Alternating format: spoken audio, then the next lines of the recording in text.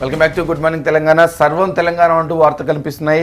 CM KCR దాదాపుగా 10 గంటల పాటు నవ తెలంగాణ నిర్మాణం కోసం నిన్న మేధోమథనం జరిపినటువంటి అంశం అన్ని పత్రికలు కూడా హైలైట్ చేస్తున్నాయి. ఈ అంశంపై మొదట చర్చ ప్రారంభిస్తాం. చర్చలో పాల్గొనేందుకు స్టూడియోలో ఉన్నారు కాంగ్రెస్ పార్టీ నుంచి విజయ్, టీఆర్ఎస్ నుంచి చిలకమర్రి నరసింహ, విజయలక్ష్మి టీడీపీ నుంచి ఉన్నారు. ముందుగా టీఆర్ఎస్ పార్టీ నుంచి మీరు చెప్పండి నరసింహ, ఎలాంటి ప్రణాళికలు సిద్ధం చేస్తున్నారు? నవ తెలంగాణ నిర్మాణానికి గ్రామ స్థాయి నుంచి కూడా మీ పార్టీ, మీ ప్రభుత్వం ఒక ప్రణాళిక సిద్ధం చేస్తున్నట్టుగా కనిపిస్తుంది.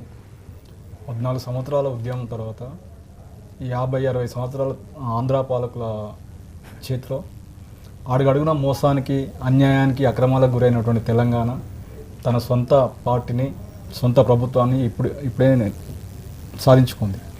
దీనిలో భాగంగా ఏంటంటే గల్లీ నుండి, విలేజ్ నుండి, అంటే గాంవ్ హమారా గల్లీ హమారా అనే టైప్లో ఊరు నుంచి తీసుకొని పట్టణ స్థాయి వరకు మా ఊరును, మా వాడను, మా ప్రజలను ఎట్లా అభివృద్ధి చేయాలి, ఉద్యోగాల్లో కానివ్వండి, వ్యవసాయంలో కానివ్వండి, ఎడ్యుకేషన్లో కానివ్వండి, హెల్త్లో కానివ్వండి, ఎట్లా చేస్తే మా ప్రజలు అంటే 60 సంవత్సరాల నష్టపోయిన విధానానికి అనుగుణంగా పూడ్చుకోవడానికి, అంటే తిరిగి ఇతరులతో సమానంగా పూడ్చుకోవడానికి ఎట్లయితే చేయాలనే దాని మీద ఐఏఎస్ ఆఫీసర్లతో, మేధావులతో అందరితో చర్చించి ఒక ప్రణాళికను సిద్ధం చేసి ఎట్లా చేస్తే బాగుంటుందని, అంటే తక్కువ ఖర్చుతోటి ఎక్కువ లబ్ధి పొందే విధంగా, తక్కువ సమయంలో ఎక్కువ సమయం తీసుకోకుండా ఎంత తొందరగా వీలైతే అంత తొందరగా మా ప్రజలందరినీ ఇన్వాల్వ్ చేస్తున్నటువంటి ఒక అభిప్రాయాన్ని కలిగిస్తున్నారా? నిజంగానే ఇన్వాల్వ్ చేస్తున్నారా?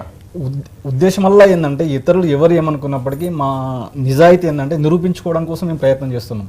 తక్కువ సమయంలో ప్రజలకు ఎక్స్పెక్టేషన్ చాలా ఉంది. వాళ్ళు తొందరగా ఏంటంటే తెలంగాణ రాష్ట్ర ప్రభుత్వాన్ని ఓన్ చేసుకోరు. తెలంగాణ రాష్ట్ర ప్రభుత్వాన్ని టీఆర్ఎస్ అంటే మాది అనే దాంట్లో ఉన్నది తప్పితే టీఆర్ఎస్ అంటే గవర్నమెంట్ అని, అంటే 4 కోట్ల మంది తెలంగాణ ప్రజలు ఈరోజు కోరుకుంటుందల్లా, అనుకుంటుందల్లా ఏంటంటే ఈ ప్రభుత్వం మాది అని, మా ఇంటి ప్రభుత్వం అని కోరుకుంటున్నారు. అయితే వాళ్ళ ఎక్స్పెక్టేషన్, వాళ్ళ ఆలోచన విధానానికి అనుగుణంగా మేము ఎట్లా పనిచేయాలను, వాళ్ళ ఆలోచనను, వాళ్ళు ఆశిస్తున్న విధానాన్ని వమ్ము చేయకుండా మేము ఒళ్ళు దగ్గర ఉంచుకొని. రైట్. కాంగ్రెస్ అధికార ప్రతినిధిగా మీరేమంటారు విజయ్? మీ ఇంటి ప్రభుత్వంగా టీఆర్ఎస్ ప్రభుత్వాన్ని మీరు కూడా చూస్తున్నారా?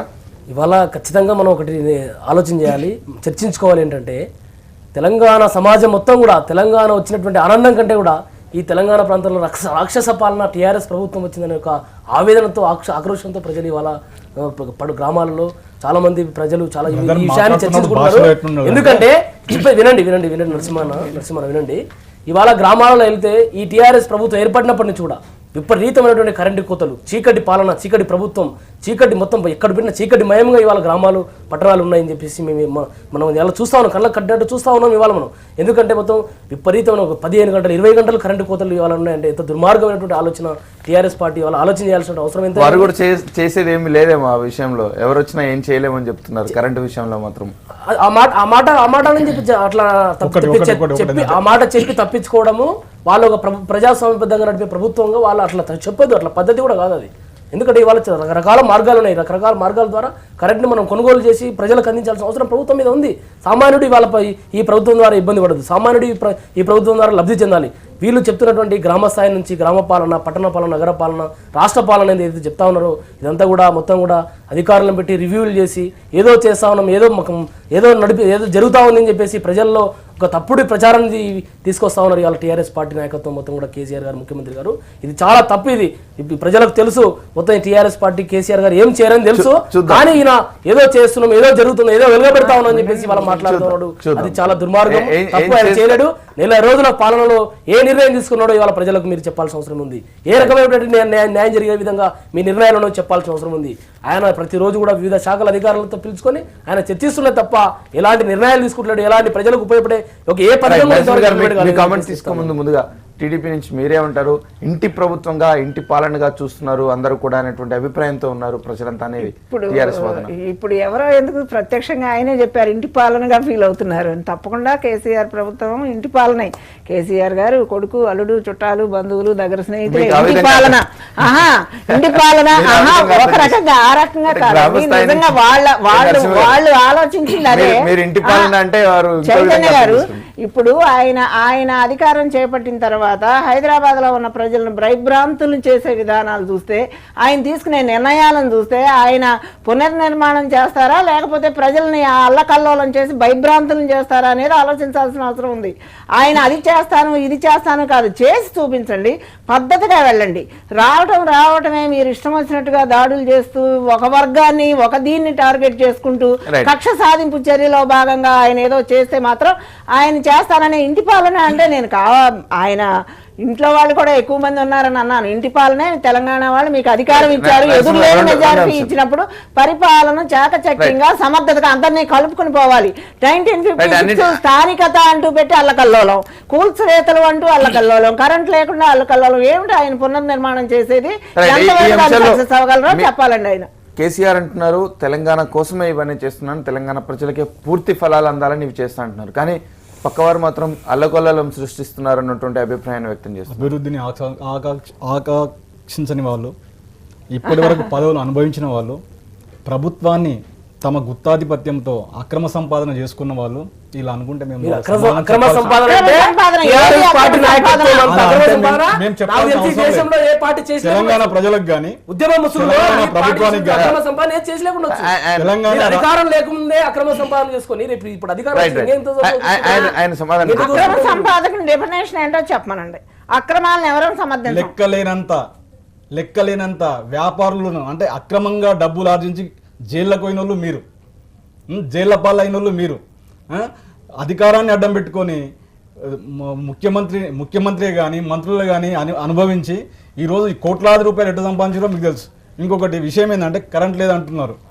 కరెంట్ లేదంటుంటే 10 ఏళ్ళు కాంగ్రెస్ పార్టీ ఉంది అధికారంలో, దాని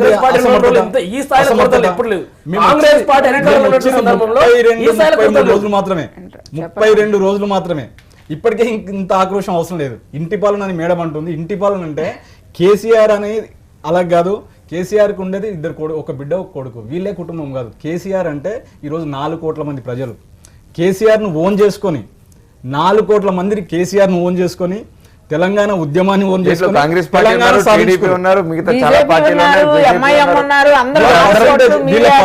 వీళ్ళ పర్సెంటేజ్ మీరు అంటున్నటువంటి వీళ్ళ పర్సెంటేజ్ ఏంటంటే 0.001% కాదేమో. అది ప్రజలు నిరూపిస్తారు. బహిరంగ మార్కెట్లకు పోతే, ప్రజలు విలేజ్కి పోతే, విలేజ్ ఎక్కడ పోయినా వాళ్ళ పర్సెంటేజ్ తేలుతుంది. మేము అంటే కాదు పరిస్థితి. ఇప్పటికైనా ఏమంటే ఈ నాయకులకు ఇట్లా మాట్లాడే నాయకులకు నేను చెప్పేది ఏంటంటే ఇంకా జెండలు మోయాల్సిన అవసరం లేదు. మన గవర్నమెంట్ వచ్చింది, ఈ గవర్నమెంట్ మనం ఓన్ చేసుకుందాం. ఈ పార్టీ గవర్నమెంట్ మా గవర్నమెంట్ మా పార్టీ గవర్నమెంట్ మీ గవర్నమెంట్ తెలంగాణలో ఉన్న మేము తెలంగాణలో కాదని మేడం అంటుంటే మేము ఏం చేయలేము. అంత ఆక్రోషం అవసరం లేదు. మేము తెలంగాణ కాదని మీరు కానీ ఏమనుకుంటారు అంటే మేము తెలంగాణ కానోళ్ళము, మేము వేరే వాళ్ళము, మేము ఆంధ్రులం అని మీరు పడుతున్నారు.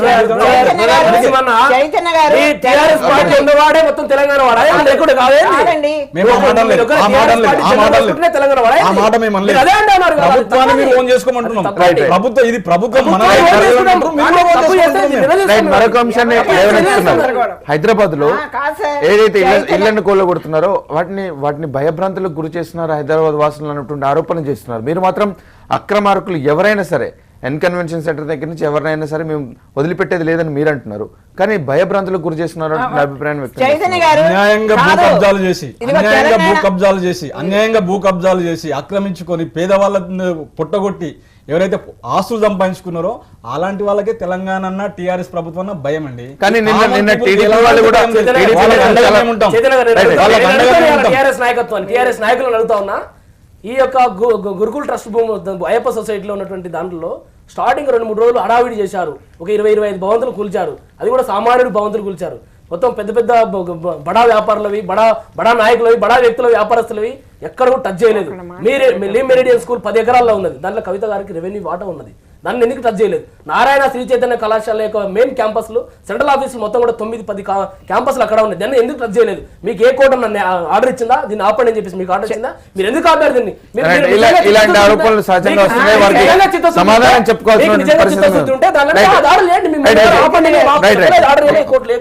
నరసింహ గారు ఇలాంటి ఆరోపణలకు సమాధానం చెప్పుకోవాల్సి ఉంటుంది. సమాధానం చెప్పుకోవాలి ఒకటే ఏంటంటే గురుకుల ట్రస్ట్ భూములు కావచ్చు, అయ్యప్ప సొసైటీ ఏ పొలాలు ఏ ఇల్లు కావచ్చు, మేము కట్టి నివాసము లేనటువంటి అక్రమంగా ఆక్రమించుకొని పొలాలు ఆక్రమించుకొని ఇల్లు కట్టి అందులో నివాసం ఉండని ఇళ్ళను మాత్రమే మేము కూల్చడం జరుగుతుంది. ఎవరైతే నివాసానికి యోగ్యమై నివాసం ఉన్న వాళ్ళు నిజాయితీగా కట్టడాలా, నిజమైన కట్టడాలా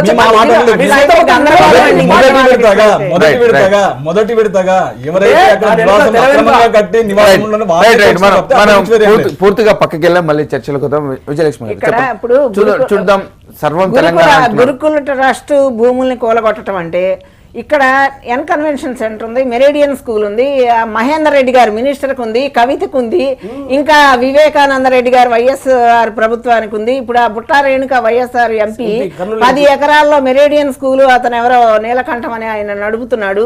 వీటన్నిటినీ వెళ్లకుండా కేవలం ఎక్కడా కూడా స్టేట్ అథారిటీ వితౌట్ నోటీస్ ఎక్కడా చేయరండి. ఇంతకు ముందు ఇప్పుడు ఇక్కడ ఎవరైతే కొనుక్కుని కట్టుకున్నారో వాళ్ళని మాత్రమే వీళ్ళు బాధితులను చేశారు. ఇక్కడ వినండి, ఇక్కడ ప్రభుత్వం ఏం చేసింది, అధికారులు ఏం చేశారు, జిహెచ్ఎంసీ ఏం చేసింది, బిల్డింగ్ లేసేదాకా వీళ్ళకి వాటర్ ఇచ్చి రెగ్యులరైజేషన్ చేసి ఈ రోజున మామూలుగా బోనాఫైడ్ పర్చేజర్స్ వాళ్ళ ఇళ్ల మీద మీరు అక్రమార్కులు అని ముద్ర వేస్తే వాళ్ళ రెప్యుటేషన్ కావాలి, వాళ్ళ బంధువుల్లో, వాళ్ళ సమాజంలో వాళ్ళ విలువ ఏమిటి? పెద్దవాళ్ళకి చిన్నవాళ్ళకి ఇష్టం వచ్చినట్టు అందరికీ పాటించాలి. లీగల్ ఆర్ ఇల్లీగల్ అయినప్పటికీ కూడా వితౌట్ నోటీస్ ఏమీ చేయడానికి స్టేట్ కి అథారిటీ లేదు, ఇంతకు ముందు చేసిన అది చేయకుండా మీరు ఇలా ఎందుకు చేస్తున్నారో ఆన్సర్ చెప్పాలి.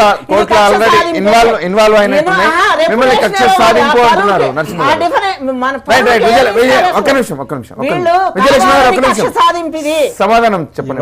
కానీ తెలంగాణ ప్రభుత్వం మాది, కేసీఆర్ మా ముఖ్యమంత్రి, మేము ఒప్పుకుంటాం, మేము తెలంగాణలో ఉన్నాం, తెలంగాణ రాష్ట్రం మనది.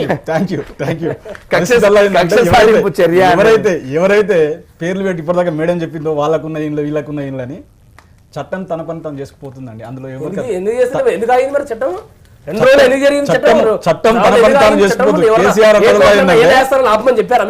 తెలంగాణ ముఖ్యమంత్రి కేసీఆర్ గారు అన్నది ఏంటంటే, నా సొంత కుటుంబం, నా కొడుకైనా, నా కోడలైనా, నా బిడ్డ అయినా అన్యాయం చేస్తే, అక్రమం చేస్తే జైల్లో పెట్టి దాన్ని స్వాగతించాల్సిన అవసరం ఉంది. ఇప్పటికే చాలా మనం పూర్తిగా పక్కదోవ పడుతున్నాం. మనం ఆంధ్రప్రదేశ్ తెలంగాణ పునర్నిర్మాణంలో కేసీఆర్ పాత్ర, కేసీఆర్ ఏం చేయబోతున్నారనే అంశం గురించి చర్చిస్తున్నాం. విజయలక్ష్మి గారు, మీకు ఎంతవరకు నమ్మకం ఉంది? గ్రామ స్థాయి నుంచి ఇప్పటివరకు చేసినటువంటి ప్రభుత్వాలు, అది టీడీపీ కావచ్చు, కాంగ్రెస్ కావచ్చు, ఈ ప్రభుత్వాలు చేసినటువంటి నష్టం ఇప్పుడు ఉన్నటువంటి ప్రణాళిక అందరూ కూడా తెలంగాణకు నష్టపరిచేలా ఉన్నాయని కేసీఆర్ అంటే, తెలంగాణకు నష్టపరిచేలాగా ఉన్నాయి అనేది వాళ్ళ వాదన అండి. 60 సంవత్సరాలు ఉమ్మడి రాజ్యంలో పరిపాలన సాగింది. అప్పుడు వాళ్ళు మంత్రులుగా ఉన్నారు ఆ ప్రభుత్వాల్లో, వాళ్ళ ఎమ్మెల్యేలు కూడా అప్పుడు హరీష్ రావు గారు వాళ్ళంతా కూడా మంత్రులుగా పనిచేశారు. తర్వాత బయటకు వచ్చి ఉండొచ్చు, మంత్రులుగా పనిచేశారా లేదా? ఉద్యమం ఇప్పుడు వచ్చింది, ఉద్యమానికి ముందు కేసీఆర్ గారు ఎక్కడున్నారు? అప్పుడు గురుకుల ట్రస్ట్ గానీ అక్రమ కట్టడాలు గానీ గుర్తుకు రాలేదా? అప్పుడు ఎందుకు క్వశ్చన్ చేయలేదు? ఈ రోజున ఉద్యమ స్ఫూర్తితో ఉద్యమంలో రాష్ట్రం సంపాదించుకోవడం కోసం ఏం చెప్పాలనుకుంటాం కాదు. ఏ ప్రభుత్వాలు అన్యాయం చేసినాయో, మీకు ఏ ప్రభుత్వాలు అక్రమంగా పర్మిషన్లు ఇచ్చినాయో వాళ్ళందరి మీద యాక్షన్ తీసుకున్న తర్వాత బోనాఫైడ్ పర్చేజర్స్ మీదకి వెళ్ళాలి. వాళ్ళని అక్రమార్కులు అని ముద్ర వేసి ప్రతి దాంట్లో మేము జోన్ల వారీగా తీస్తాము అంటున్నారు కదా. జోన్ల వారీగా తీసి కట్టుకున్న వాళ్ళదే పాపం కాదు. విజయలక్ష్మి గారు, ఓన్లీ ఇళ్ల వరకే పరిమితం కాకండి, రాష్ట్ర ప్రభుత్వ పాలసీ విధానాల్లో గ్రామ స్థాయి నుంచి తీసుకొస్తున్నారు. కానీ గత ప్రభుత్వాల గురించి కానీ వీళ్ళు ఏమనుకుంటున్నారంటే, మా ఇంటి పాలన, మా తెలంగాణ పాలన మేము శాశ్వతంగా రాచరికం చలాయించవచ్చు అనుకుంటున్నారు. 18 వరకే, మీరు 19 లో ఎవరు వస్తారో తెలియండి. అది ఎప్పుడు కూడా ప్రజాస్వామ్యంలో మనం నిర్ణయిస్తారు, మనం పబ్లిక్ సర్వెంట్ లాగా ఉండాలి తప్ప మాదే అని మాత్రం ఎప్పుడు కాదు. ఎందుకంటే రేపు ఎవరు వస్తారో ఎవరికి తెలియదు, అది మానాలి. మీకు అధికారం ఏదేమైనప్పటికీ పరిస్థితి ఏంటంటే, మేడం ఒక మాట అంటుంది ఏంటంటే, వీళ్ళ ప్రభుత్వం పోయిన 60 సంవత్సరాల ఆంధ్రప్రదేశ్ గవర్నమెంట్లో మీ తెలంగాణ మంత్రులు కూడా ఉన్నారు కదా అని మాట మాట్లాడింది. మీ మంత్రులు కూడా ఉన్నారు కదా, మీ మంత్రులు కూడా ఉన్నారు కదా, మీ ముఖ్యమంత్రులు కూడా ఉన్నారు కదా అన్నది. అంటే దాని అర్థం ఏంది? మేడము ఇక్కడ ఒక నిమిషం అంటే ఇన్వాల్వ్ కాకపోవడం, అంటే తెలంగాణ నాది కాదని తనకు తానుగా చెప్పుకోవడం, నేను ఆంధ్ర అని తనకు తానుగా ఏం చెప్పుకోవడం, నేను ఆంధ్ర కాదు, నేను తెలంగాణ కాదు, నేను ఆంధ్ర అని తనకు తానుగా మేడం బాధల్లో ఏంటంటే ప్రాంతానికి ఒక బాధలు లేదంటే నేను నగరానికి కార్పొరేటర్ గెలిచినప్పటికీ నేను ఇక్కడ దానికి కాలేకపోతున్నాను. ఇక్కడ ప్రజాప్రతినిధిగా ఉన్నప్పటికీ శ్రీనగర్ ప్రాంతం యొక్క కార్పొరేటర్ గా ఉన్నప్పటికీ నేను ఈ ప్రాంతానికి చెందిందాని గానేమో అని మీకు చెప్పానా?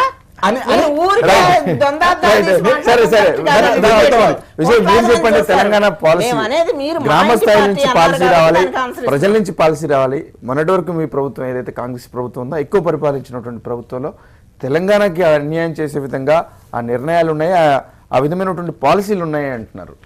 కేసీఆర్ గారు ఏదైతే ఆయన మాస్టర్ ప్లాన్ వేసుకొని ఆ పాలసీలు గ్రామ స్థాయి నుంచి పట్టణ స్థాయి వరకు, నగర స్థాయి వరకు, రాష్ట్ర స్థాయి వరకు ఏదైతే ఆయన పరిపాలన వికేంద్రీకరణ జరగాలని ఏదైతే అనుకుంటున్నాడో దాన్ని మేము మా కాంగ్రెస్ పార్టీ నుంచి స్వాగతిస్తూ ఉన్నాం.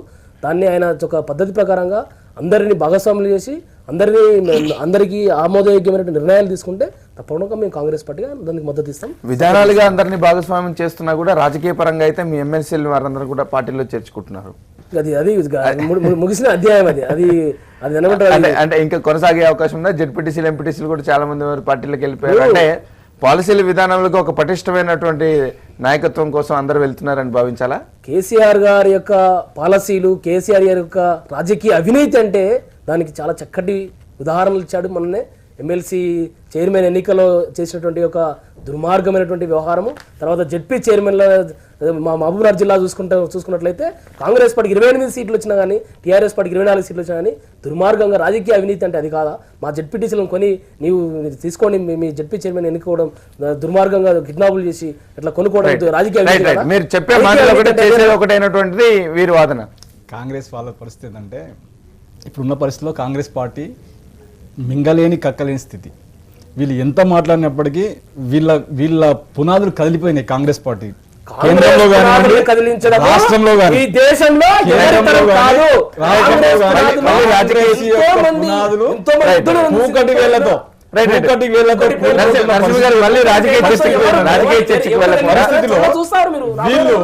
తట్టుకోలేని స్థితి.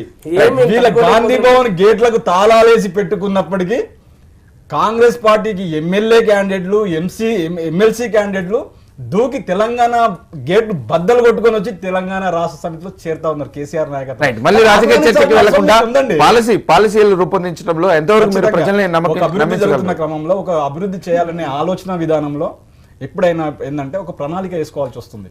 రైట్. ఒక గ్రామాన్ని కానీ పట్టణాన్ని కానీ ప్రజలను కానీ అభివృద్ధి చేయాలనే నీతివంతమైన పరిపాలన అందించాల్సిన క్రమంలో ఎప్పుడైనా ఒక ప్రణాళికాబద్ధంగా వెళ్ళాల్సి వస్తుంది. దానికోసం ఏంటంటే ఒక ఎడ్యుకేటెడ్ పీపుల్ అంటే మనకున్న మేధావులు ఎవరైతే ఉంటారో క్లాస్ 1 ఆఫీసర్స్ అవుతారు, ఐఏఎస్ ఆఫీసర్స్, మేధావులు వీళ్ళు ఇంటెలెక్చువల్స్ వీళ్ళు అవుతారు. కాబట్టి వీళ్ళందరితో కూర్చొని కేసీఆర్ గారు ఏంటంటే ఒక ప్లాన్ వేస్తా ఉన్నాడు. దాన్ని ఖచ్చితంగా ఇంప్లిమెంట్ జరగడానికి టైం పడుతుంది. దానికోసం ఆ ఫలాలు అందుకోవడానికి టైం పడుతుంది. ఇప్పుడు ప్లానింగ్ లో ఉన్నాం మనం. వేచి చూడాల్సిన అవసరం ఉంది కదా విజయలక్ష్మి గారు, మంచి పాలసీల కోసం వేచి చూడాలండి. వేచి చూసే లోపే భయభ్రాంతులకు గురవుతున్నటువంటి ఫీజు రియంబర్స్మెంట్ తీసుకోండి.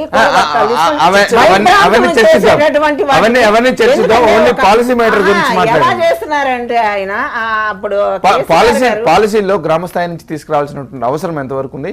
తెలంగాణకు వాటిని ఇంప్లిమెంట్ చేయాల్సిన అవసరం, నమ్మకం మీకుందా కేసీఆర్ చేస్తారు? ఇక్కడ నాకు కేసీఆర్ గారు ప్లేయింగ్ టు గ్యాలరీ అనేలాగా ఆయన కొన్ని ఎందుకంటే వాళ్ళని ఓన్ చేసుకోవడానికి, వాళ్ళ ఇక్కడ పరిపాలనలో కొంతమందిని మెప్పించడం కోసం చేసేటువంటి ఒక ఇబ్బంది కాదండి. పటిష్టమైన పునర్నిర్మాణం చేస్తామన్న దాంట్లో సముచితమైన సలహాలు ఇవ్వటంలో కానీ తెలంగాణలో ఉన్న తెలుగుదేశం పార్టీ తప్పకుండా వాళ్ళకి సలహాలు, సహాయ సహకారాలు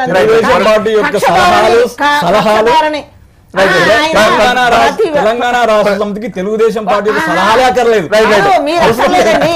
అందరూ కలిసి పునాదులతో కదిలిపోయినాయి అని అందరూ కలిసి ముందుకెళ్లాల్సినటువంటి పరిస్థితి అయితే ఉంది. ప్రభుత్వం కేసీఆర్ ఎలాంటి పాలసీలతో ముందుకు వస్తారు? ఎంత కక్ష ఒక నిమిషం విజయలక్ష్మి గారు, ఎలాంటి పాలసీలతో ముందుకు వస్తారో అవి ప్రజలు అంటే గ్రామ స్థాయి నుంచి కూడా ప్రజల్ని ఇన్వాల్వ్ చేయాలి, గ్రామ స్థాయి నుంచి కూడా అందరినీ ఇన్వాల్వ్ చేసి ఒక పాలసీ తీసుకొస్తానటువంటి ఒక బృహత్తర కార్యాచరణ ప్రణాళిక కేసీఆర్ ప్రకటించారు. అందులో ఎంతవరకు విజయవంతం అవుతారో వేచి చూడాలి. ఇప్పుడు చిన్న బ్రేక్ తీసుకుందాం. బ్రేక్ తర్వాత గుడ్ మార్నింగ్ తెలంగాణ కార్యక్రమం కొనసాగుతుంది. చూస్తూనే ఉండండి TV1.